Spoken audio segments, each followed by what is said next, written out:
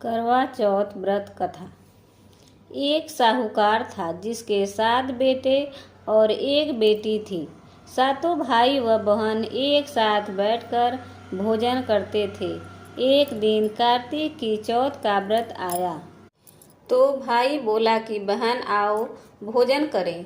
बहन बोली कि आज करवा चौथ का व्रत है, चाँद उगने पर ही खाऊंगी।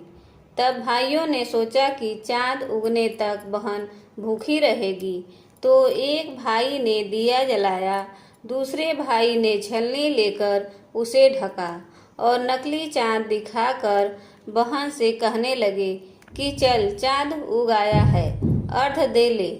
बहन अपनी भाभियों से कहने लगी कि चलो अर्घ दें, तो भाभियाँ बोली तुम्हारा चाँद उगा होगा, हमारा चाँद तो रात को उगेगा। बहन ने जब अकेले ही अर्घ दे दिया और खाने लगी तो पहले ही ग्रास में बाल आ गया, दूसरे ग्रास में कंकड़ आया और तीसरा ग्रास मुंह की ओर किया तो उसकी ससुराल से संदेशा आया कि उसका पति बहुत बीमार है, जल्दी भेजो। माँ ने तब लड़की को विदा किया और कहा कि रास्ते में जो भी मिले उसके पांव लगना और जो कोई सुहाग का आशीष दे तो उसके पल्ले में गांठ लगाकर उसे कुछ रुपए देना। बहन जब भाइयों से विदा हुई तो रास्ते में जो भी मिला उसने यही आशीष दी कि तुम 7 भाइयों की बहन, तुम्हारे भाई सुखी रहें और तुम उनका सुख देखो। सुहाग का आशीष किसी ने भी नहीं दिया। जब वह ससुराल पहुंची तो दरवाजे पर उसकी छोटी ननद खड़ी थी। वह उसके भी पांव लगी तो उसने कहा कि सुहागिन रहो, सपूती हो। तो उसने यह सुनकर पल्ले में गांठ बांधी और ननद को सोने का सिक्का दिया। तब भीतर गई तो सास ने कहा कि पति धरती पर पड़ा है, तो वह उसके पास जाकर उसकी सेवा करने के लिए बैठ गई। बाद में सास ने दासी के हाथ बची खुची रोटी भेज दी। इस प्रकार से समय बीतते बीतते मृगशिर मार्गशीर्ष की चौथ आई तो चौथ माता बोली करवा ले भाइयों की प्यारी करवा ले। लेकिन जब उसे चौथ माता नहीं दिखलाई दी तो वह बोली हे माता, आपने मुझे उजाड़ा तो आप ही मेरा उद्धार करोगी, आपको मेरा सुहाग देना पड़ेगा। तब उस चौथ माता ने बताया कि पौष की चौथ आएगी, वह मेरे बड़ी है, उसे ही सब कहना, वही तुम्हारा सुहाग वापस देगी।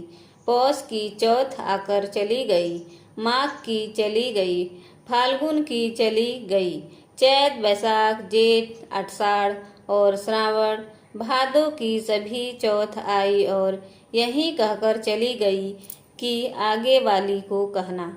असौज की चौथ आई तो उसने बताया कि तुम पर कार्तिक की चौथ नाराज है, उसी ने तुम्हारा सुहाग लिया है, वही वापस कर सकती है, वही आएगी तो पांव पकड़कर विनती करना।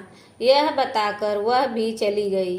जब कार्तिक की चौथ आई तो वह गुस्से में बोली भाइयों की प्यारी करवा ले, दिन में चाँद उगानी करवा ले, व्रत खंडन करने वाली करवा ले, भूखी करवा ले।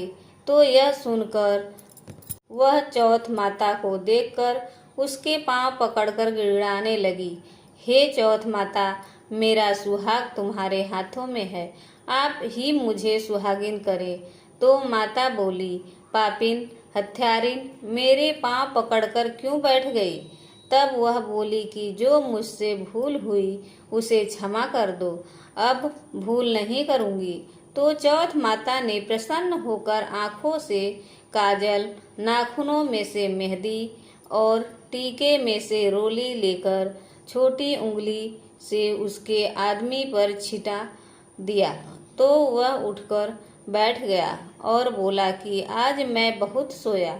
वह बोली क्या सोए, मुझे तो 12 महीने हो गए, अब जाकर चौथ माता ने मेरा सुहाग लौटाया। तब उसने कहा कि जल्दी से माता का पूजन करो। जब चौथ की कहानी सुनी, करवा का पूजन किया तो प्रसाद खाकर दोनों पति पत्नी चौपड़ खेलने बैठ गए। नीचे से दासी आई। उसने उन दोनों को चौपड़ पासे से खेलते देखा तो उसने सासू जी को जाकर बताया।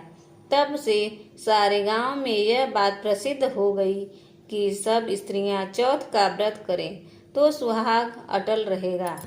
जिस तरह से साहूकार की बेटी का सुहाग दिया, उसी तरह से चौथ माता सबको सुहागे रखे। यही करवा चौथ के उपवास की सनातन महिमा है।